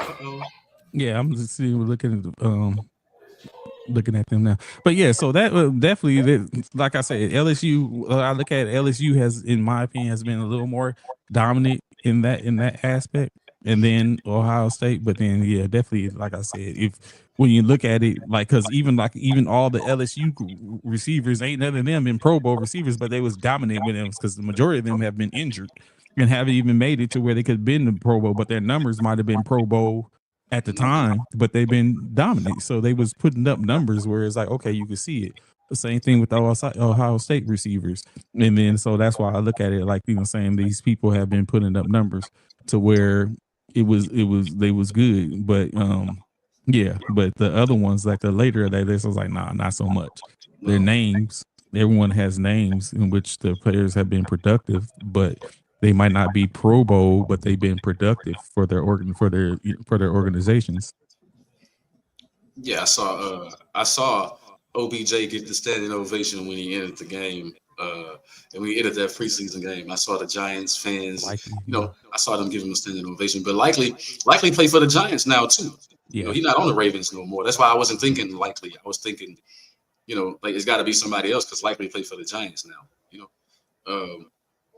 But this game tonight, though, the Texans. I mean, it's early, it's preseason, but I guess for me with this game against the Raiders, I don't know. Maybe look at Mendoza. Maybe look at some of the other position plays. But long run for the Texans, man, you got a pretty good squad. For me, what I would like to see is everybody gonna put the emphasis on Stroud. Everybody gonna say Stroud, but Stroud ain't the reason why you losing, man. He's not the sole reason why you losing. If any point you can stop a team from scoring touchdowns and make them kick field goals, you got a good chance of winning. That's been your strategy. And it got away from you last year in the playoffs. This year, can you keep a team out of the end zone in the playoffs? So a question I have, and I pose to you, CC, since you're on one that's on here right now. What do you think about with the shift of not having 4 games anymore, and you basically have to compact everything into 3 games? What do you think that does for the playing of the starters in the shift? Because I was looking today, let's take in consideration, like I know, like not USC, San Francisco plays next game, and they're talking about how they're breaking down the gameplay and how who's supposed to play, and they're talking about them playing deeper into the second half or getting half the game. Do you think that's more beneficial, or do you think it helps the players going into this, or is less beneficial now because they're having to play earlier and more instead of like they used to do, where they might play a couple of plays in the first 2 games and then get a little more in the next game, and then the last game get a little more, and then push and then hand it off to the players that are looking to try and make roster spots? I definitely think it's up to your organization. I think it's by what you need and by previous injuries, chances of getting injured and stuff like that. I'm not mad that they shortened the preseason down because it was getting a lot of people hurt, especially main players. I can remember years ago, Trey, when they put Michael Vick on the cover of Madden or whatever, and he got hurt in the preseason. You know what I mean? He got hurt in the preseason, hurt his ankle in the preseason. He missed a bunch of games. We saw that repetitively. So I think it has. I think some you have to let play. I think some you don't. It just depends on where your squad at. Basically, you as an organization have to pick and choose and kind of like just let caution, throw all caution to the wind. Right. So my thing is like it's late.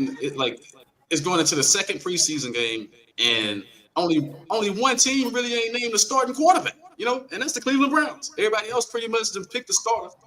These guys ain't picked the starter. So in my opinion, they slow out the gate already. Like, what are we doing? Pick one of them, man, and roll with that guy so that guy can get developed and ready for the season. You know what I'm saying? How you gonna keep sharing snaps? At some point, I'm getting all the snaps, I'm getting all the reps in practice, or you getting all the reps in practice. It can't be both. So do you think that's a scapegoat though? That to say like, okay, we choosing this guy because so he can go ahead and lock in with the offense and defense? Trey, where have you not been? You played ball before. Where have you not been that they didn't have a depth chart already? I've never had to worry about that. I've always what been I'm a starter. saying is where have they never had a depth chart? You adjust the depth chart off play. That's all I'm saying is like you already should have a guy that you leaning towards. Like it should be boom. It shouldn't be this like Watson played the first half of this one, so he gonna start this half, and then this game coming up, Shadur gonna get this. He gonna get the first half. To me, that sounds like a coach is scared to lose his job. Right, a coach that's already indecisive. Ain't that right? That's a coach that's already indecisive. Man, pick one. Yeah, make a command decision and go. We know he ain't gonna lose his job. He just started. Has their guy. It don't matter. Oh yeah, he can lose his job just because he just. If they fire that man, you know what I'm saying? He can lose his job. If they fire him in the first year, bro, that's But diabolical. That is. But this is the thing: if it don't go right because he chose the wrong quarterback, that's already one notch. It's gonna go back. But most coaches go down with the ship, though. You pick one, right? You ride with it, right? And roll with it. Let them get familiar with the first team. Let them get familiar. Get them reps in. You know what I'm saying? And roll with it. You 2 weeks away, 2-3 weeks away. That's what I'm saying. First game. Come on, bro. And you still trying to figure out who your starting quarterback is. Yeah, I agree. I totally agree with that. Pick one. You sitting here holding and waiting and trying to figure out it's too deep. We too deep. We 2 weeks into almost going into our third week of preseason, and you still trying to figure it out? No. That's a coach that don't want to make a decision. I feel that it's probably going to be a decision made after this week. After this week. Pretty soon, you have a choice. It better be, because if not, it need to be a decision made on the coach. Right, like coach, what's he doing? Well, we know the coach is not going anywhere. He just took the job. I mean, I think he got some leeway anyway. He got some rope to play with because he just took the job. So it's not like he's coming in and he had like everyone is basically doing the same thing. Everyone is new in this area. So, but it's that part right there, like what's on the screen now, man. Yeah, you're gonna lose the locker room like that if you don't make decisions. You got to make your decisions. I mean, you the head coach, make a decision. Yeah, this is my guy. Let's get him ready. Yeah, you're indecisive. You don't know what's going on. You're indecisive, and you can't get to the locker room if you're indecisive. You gotta have. So y'all don't think any of this falls on the players? No. Because it's all on the player. They doing what they got to do. It's no one grabbing the bull by the horn, so to speak. But the players are short. Right, they doing what they supposed to do. It's a close race. It's up to you to make the decision on who you feel most confident about. They doing their job. Exactly. They doing what they doing. They putting their best foot forward. It's up to you to say, hey, they can't, because if you leave it up to the players, they gonna pick. That's what I'm saying. What if the best foot forward is really? What if the best foot forward is trash? You won't know. You won't know. Type if you trash, leave it up to trash. If you leave it up to the players gonna pick. If you left it up to the players, they'd already had who the starter was. Yep, the players would have already decided already. They'd already picked. You took a vote for the players. I guarantee you, they already done picked between. They already know who it is. They already know who they want to follow. Already. You're right. Well, yeah, but that don't mean but that's true enough. Like you said, the players might already know who want to follow, but that don't necessarily mean that the better that's at the best of what the organization of what the coaches see. Because but we just going off of what you said. You said some of the ownership on the players. No, because the well, players are doing what they're supposed to do. When I say the players, I mean the two that are competing. I know what you mean. I'm saying, but they're doing. I know, but they're done. They've done their due diligence. They came out and they've competed. They're competing. They're doing. They're putting their best. That's why I said they're putting their best foot forward. It's up to the coach to say, "God damn, all right, I need to make a decision." Do y'all think it's a possibility that the bar is too high for them right now? And he has false expectations for them at this point. How's it too high? Yeah, you can't get no higher than this. Yeah, no, I'm saying AFC North. So what I'm saying is not saying that it's too high because they're professionals. They're at the highest. But what I'm saying is that his expectation of what he sees is too high for him to try to just say, like, this is who I want as a forward to allow them to play into that player. He's expecting them to be that player right then and there. Yeah, and as a new head coach, man, he got to get out of his head with that. Like, it's definitely on the coach. The coach is in his head. You're right. The coach is definitely in his head. You ain't got time to sit there and wonder. You got to sit there and make a command decision. It's like Bruce just said, it's the NFL. That's why you get paid millions of dollars to make those command decisions. You got to make those decisions, man. Like, and you already hesitant. It's like pick one. Like, this is my guy. And not only that, what did they say? What did Kubiak say for the Raiders? It's Kirk Cousins' job to lose. Now, when he said to lose, I was like, "Oh, he out of there." Yeah, you know what I mean. That's how you as a quarterback. I mean, as a head coach, that's how you should be. It's your job. It's going to depict. It's going what you do every day when you come out here on this field is going to depict whether or not you number one or number two. Right. He said. But then when you look at it, but Kubiak has a little more to play with, of course. Like he has Kirk Cousins. We've seen what Kirk Cousins do. It's probably to say that Kirk Cousins at this point in his career is a little bit better than. He's better than Shador at this point, and he's probably a little bit has shown to be a little bit better than Deshaun currently, and that's Deshaun can turn around and turn back the clock. Kirk Cousins had a sorry season last year. Like last year, that's what I'm saying. But I'm saying he's been, better than what Deshaun has been. Right. Yeah, so Kubiak has something to go off of, and then look who he's up against. He's up against Aiden O'Connell and Mendoza. Yeah, so for me, I think you go with Mendoza, but if you go, like he said, it's Kirk Cousins' job to lose. I like the way it's a crazy way to phrase it, but that puts pressure on Kirk to go out there and perform. Speaking of the devil, he just threw a pick six. Yep. Who did? I saw that. Mendoza. Mendoza. Oh yeah. See. See. Right. And that's all I think about is that when you get into those games, what you gonna do? Like, what's your decision making gonna be like in close games? You know what I mean? Mm-hmm. Like, if you can't pick a quarterback, like, I hate to see your play calls. That part. You not your fan. The fans is about to be pissed at you. They not finna ride with you because you undecisive. Right. Just like keep making iffy decisions now. Just think you stay in front for with the last play. Exactly. Right. Exactly. Fourth quarter, you having a hard time picking a coach. I mean, a quarterback. Yeah. What you gonna do in the fourth quarter in a game time decision? What you gonna do? But I think that might be a little unfair because once he makes a decision, then he's probably going to be able to go forth with it. It's just making sure this is the right guy. My point is but that's the thing. I think that's what me and CC are trying to say. Right. If you're like that about a quarterback position. You don't think Aaron Rodgers getting the bulk of the reps right now in practice? No matter who's doing what. They know he's. I mean, that's my point. Is that these other guys are going to be prepared 2-3 weeks ahead of you. Preparation. Yeah, and what I was saying, if you like that with quarterback, making a decision with a quarterback, how are you going to be when it comes time to make a command decision on a last play, second play? You can't be like that. You gotta stick to your guns and say, this is we're gonna run it this way. Because that quarterback is gonna come to you looking for guidance. He's coming to you as an offensive coordinator, coming to you as a head coach too, and asking, hey, I think this is the play we're gonna run to try and get us over, get this win. You gotta be I'm with it. I like what Minnesota did. It was supposed to be a competition between Kyler Murray and JJ McCarthy. As soon as they saw, what they like from Murray, they say, "Hey, Murray, you the guy." You know what I'm saying? Like they didn't waste a lot of time. Well, they you didn't know say, "Oh, we're gonna go back and forth." This guy's ain't got time to waste. Yeah, ain't got time to waste. So do y'all think? But clearly there's a difference between Kyler Murray and JJ McConnell too. I think Shedeur and what do you mean? What's the difference? Kyler is a mobile quarterback. He brings a different level of he brings something different to the table.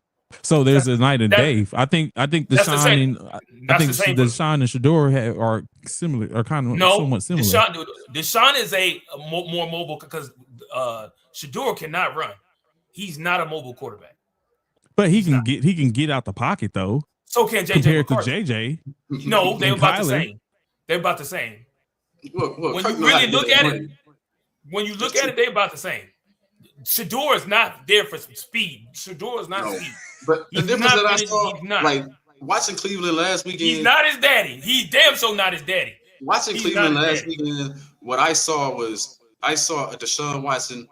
His numbers ended up looking good, but that didn't tell the story. He was like 11 for 15 passing the rock, but they was all short passes. He never threw the ball over 10 yards down the field. As soon as Shedeur comes in the game, the first thing he does is hit a dude 25, 30 yards downfield. My auntie. You know what I'm saying? He was checked down. His West Coast offense type stuff. Yeah, it was like Deshaun was afraid to let it go, but Shedeur did throw an interception. Don't get me wrong; he did overthrow one guy. He did, but at the same time, he was throwing it downfield, and I think that that's gonna put and nobody gonna come out there to watch you dink and dunk every game, man. Come on, man, throw that man downfield. That part. Maybe Deshaun was just working off rust. Maybe we'll see in the second half of this weekend game that he throw it down the field. My prediction is Deshaun gets the nod, in which I've been saying that. I think Deshaun gets the nod. I mean, I'm team Shedeur, but I can't argue if they go with Watson. So why are y'all team Shedeur? Huh? Y'all think Deshaun just washed? You think it's a wrap? No, I'm team Shedeur because I think Shedeur deserves a chance to show that he shouldn't be the starter. I think he deserves a chance to say I'm good enough to play the number one QB. That's why I'm team Shedeur. I'm team Shedeur. You know why I'm team Shedeur? Because I think he the more exciting player. Like I said, he throwing the ball downfield. Like, and the people coming out to see him play. You know what I'm saying? Cleveland got a huge. They got more fans when this guy got on the team. You know what I'm saying? Like they already got a loyal fan base, but they got more fans with this guy. People want to come see Shedeur play. What's your favorite saying? Ain't nobody come to see you, Otis. Ain't nobody come to see you, Otis. That's where Deshaun at.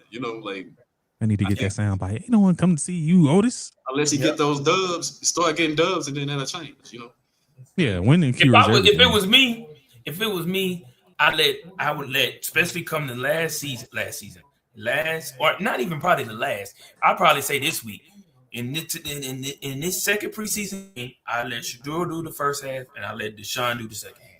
So let me get your take on that. I would let the numbers show and see. I would really look at it. And the bad thing about that,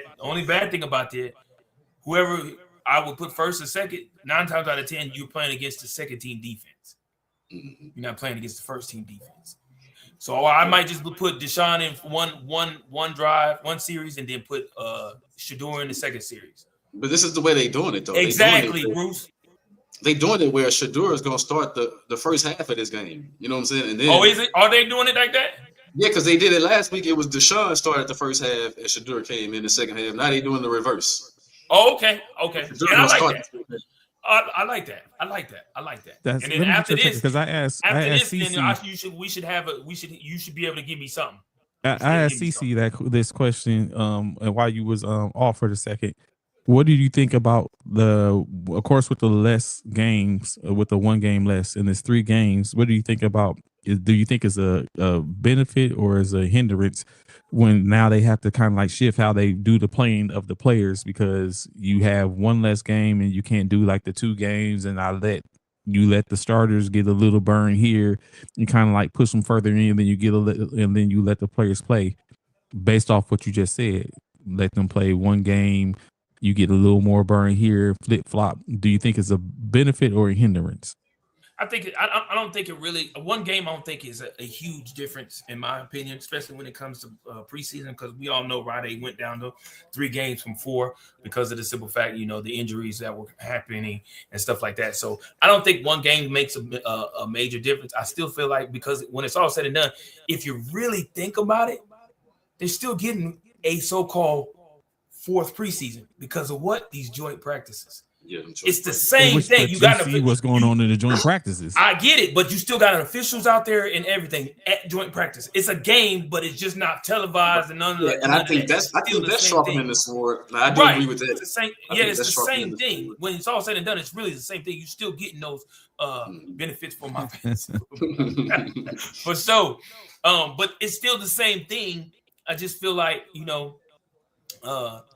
need that 4th game. That 4th game is not necessary because, again, the joint practices that you're doing, you're practicing almost with a team all week before you actually play them in the preseason game. Do you foresee them getting rid of the joint practices? I know I seen Saquon Barkley say he can't stand the joint practices. Yeah, Saquon Barkley said he didn't say he can't stand it. He said it shouldn't be as many days. He feels like one day for a joint practice instead of multiple days. That's what that's how he feels about it. I don't think they should get rid of joint practice. I don't know how y'all feel. I don't think they should. Because you're prepping against another team's offense already. You know what I mean? Like you see what teams are potentially to do, schematically against you, how they stack the box now, how different teams. So you get a good look, and you get a good gauge on all your players against players that's not your own team. You know what I'm saying? Because it's too much. I mean, the fighting is it necessary? I mean, it's not necessary, but you're gonna get that in a real game too. It's not. Right. You're gonna get some of the happen. It's gonna happen. Those things you can't erase that. That's gonna be in part of the game. That's just it. The thing is, the matter is, you need, like CC say, when you playing against your own team all the time, you're not getting real life reps. You're not getting real life looks. The defense eventually the offense. These are some smart guys. Eventually, they know exactly what the defense is doing. They see it. When you bring a whole nother team who has a whole different defensive scheme, your team might be running a 4-3, where you go over here and play Dallas, they running a 3-4, or you go over here and play the Rams, they running the dime. You go over here and play the Patriots, they running the nickel. You know what I'm saying? Not saying that the Eagles defense ain't running all 3 of those too, but it's different looks with different, and then the personnel, then the people, then the people, the speed of the game, everything, all of that. There's nothing wrong with being a little bit more competitive. I mean, we keep saying that the league getting soft, and I think if you take away the joint practices, then you know what I'm saying. I mean, you still got to have. All right. Yeah, I got you, Amar. I got you. But yeah, I don't think they should get rid of joint practice. Now, I'm with Saquon. Maybe they shouldn't have as long. Maybe not an entire week, especially when you're about to play them anyway for a preseason game. Maybe 2 days. Yeah, you're about to play them on a preseason game. Why do you need to play them all week? And then not to mention that, to be anti-advocate to y'all's conversation, not to mention that there's not joint practices going on during the regular season. Well, you're practicing against your own players. But now you can't give, but you can't give away your scheme. Come on, man. Right? Yeah. You're not gonna do this is prep. Yeah. You know what I'm saying? You're not. That's the thing. Yeah. Best believe during these joint practices, ain't none of these coaches showing what they about to do for real. They not. They got a skeleton playbook that they gonna throw away after this preseason. Though, it's a skeleton playbook that they're gonna toss. They're not using that. They're not going to allow you to see anything what they plan on doing in a real season play. It's a skeleton playbook they're going to toss. That you can have footage on already. Yeah, that part, bro. That part, bro. They're not going to toss that. You're not going to see half them plays. I think it's purely to see how. I think it's purely to see how your team responds to another team or to some of the real game. Real game live gameplay. That's all it is. You just prep. You want to see them play live, not just practice. You want to see whistles blowing. You want to see lineups. You want to see formations. You want to see how people going in and out of huddles. All of that.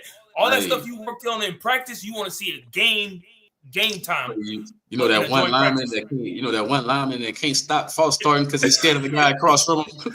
That part.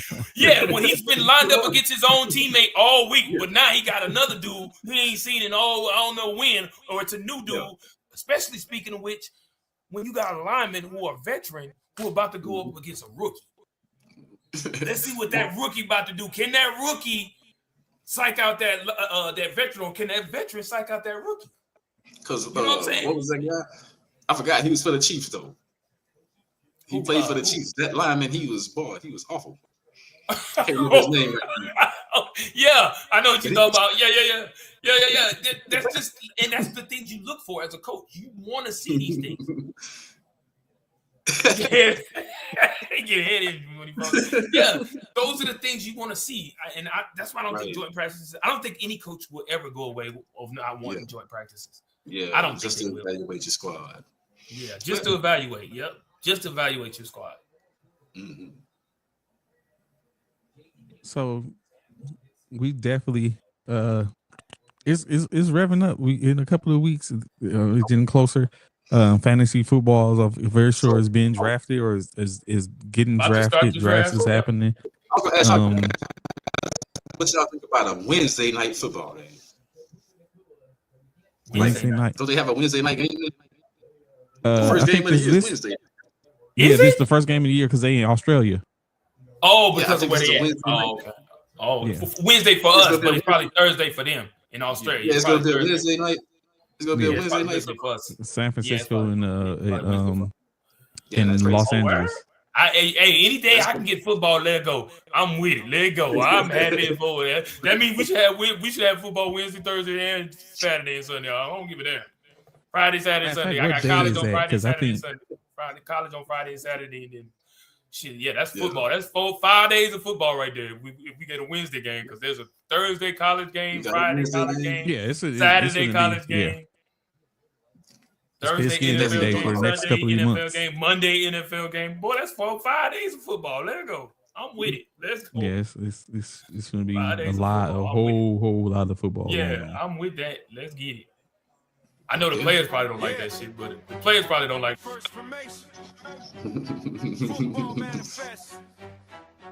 So definitely, like you said, you're gonna be having a lot. Everyone trying to make, and I'm tripping off it. Everyone trying to make these one-handed passes. It's starting to get a little iffy.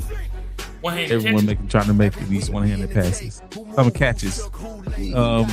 So like I said, about to say, we getting revved up. This is just the light stuff. We just tapping right now. We haven't finished put together the whole arsenal. Just getting some stuff ready, trying to get revved up, trying to find our footing, so we can get basically get back here. So y'all basically get ready.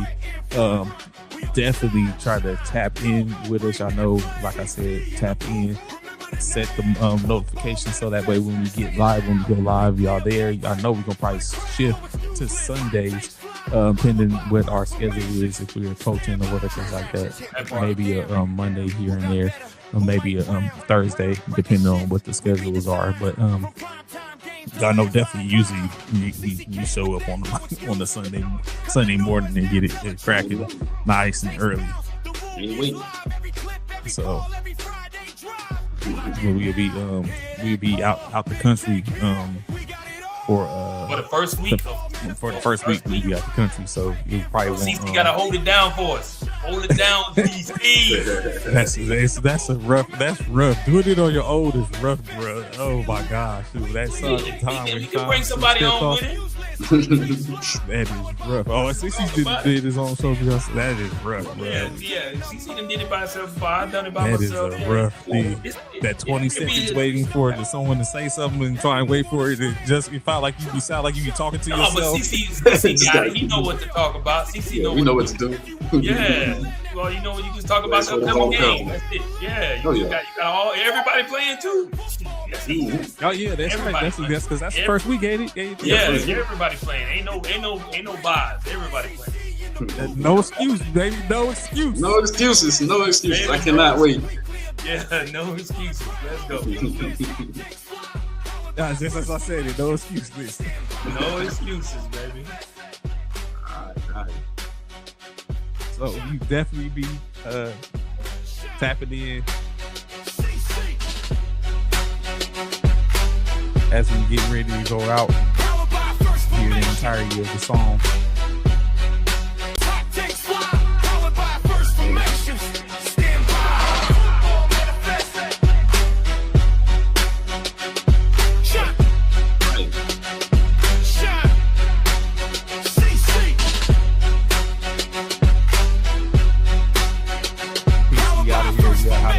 See y'all next time. See y'all next week, actually. We should be able to get another show before we get ready to get up out of here. The last week is preseason. First formation. CC, I'm going to send you the script in which I need so I can get some sound bites from you. That part. Sure.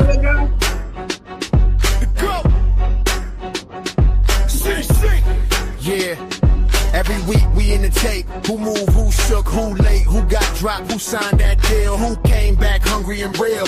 Schedule set, we call it out. Predictions flying, no faked out. News on the wire, we bring the heat. Film room talk with the swing and the beat. Lock in now, hear that call. Big take here, we got it all. Football manifest, let it ride. Trey in front, we on your side. Shine the GOAT, bring that flame. CC in the booth, remember the name. Football manifest, say it loud. Weekly updates for the crowd. No excuse list, hot takes fly. Powered by First Formations, stand by. Transactions hit, we break it down. Who got better? Who might drown? Record shift, we read the signs. From primetime games to last line climbs. CC came with that, no excuse. Cut the noise, now tell the truth. Hot takes bounce, the room gets live. Every clip, every call, every Friday drive. Lock in now, hear that call. Big take here, we got it all. Football manifest, let it